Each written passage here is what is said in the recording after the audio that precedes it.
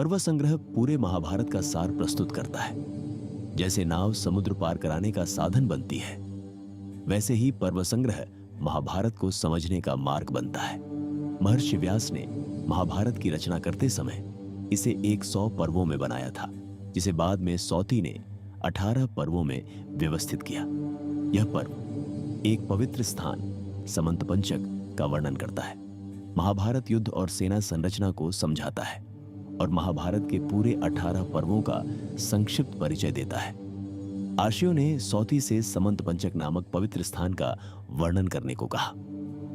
सौती बताते हैं कि त्रेता और द्वापर युग के संधिकाल में परशुराम ने क्रोध में आकर क्षत्रियों का बार बार संहार किया। रक्त इतना बहा कि 5 रक्त के सरोवर बन गए। बाद में भगवान परशुराम के पूर्वजों ने, जैसे ऋचिक जो परशुराम जी के पितामह थे, उन्हें शांत किया और वही स्थान समंत पंचक नाम से प्रसिद्ध हुआ। आगे चलकर यही स्थान कुरुक्षेत्र युद्ध का मैदान बना, जहां कौरव और पांडवों की सेनाएं एकत्र हुई। सौती आगे कहते हैं, सेना की व्यवस्था भी अत्यंत व्यवस्थित थी। एक पत्ती में एक रथ, एक हाथी, 3 घोड़े और 5 पैदल सैनिक होते थे। 3 पत्ती मिलकर एक सेनामुख, 3 सेनामुख मिलकर एक गुल्म, 3 गुल्म मिलकर एक गण, 3 गण मिलकर एक वाहिनी, 3 वाहिनी मिलकर एक पृतना, 3 पृतना मिलकर एक चमू, 3 चमू मिलकर एक अनिकिनी और 10 अनिकिनी मिलकर एक अक्षौहिणी बनती थी।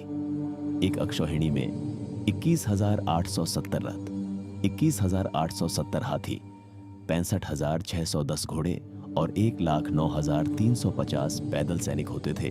कौरवों के पास 11 और पांडवों के पास 7 अक्षौहिणी सेना थी। इस महायुद्ध में कौरव सेना का नेतृत्व भीष्म ने 10 दिन तक, द्रोण ने 5 दिन तक, कर्ण ने 2 दिन तक और शल्य ने आधे दिन तक किया और भीम और दुर्योधन के बीच गदा युद्ध आधा दिन चला। सौती आगे पर्वों का सार बताते हुए कहते हैं, प्रारंभिक भाग में वंश, जन्म और उत्पत्ति की कथाएं आती है। पांडवों का जन्म और द्रौपदी का स्वयंवर वर्णित है।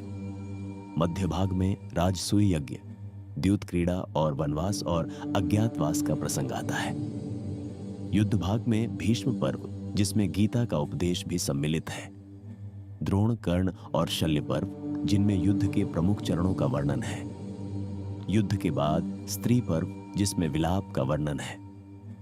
शांति और अनुशासन पर्व, जिनमें धर्म और नीति की शिक्षा दी गई है।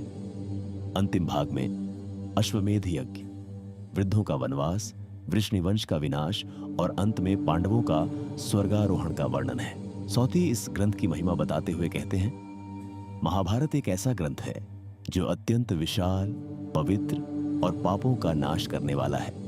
यह मनुष्य को मोक्ष का मार्ग प्रदान करता है।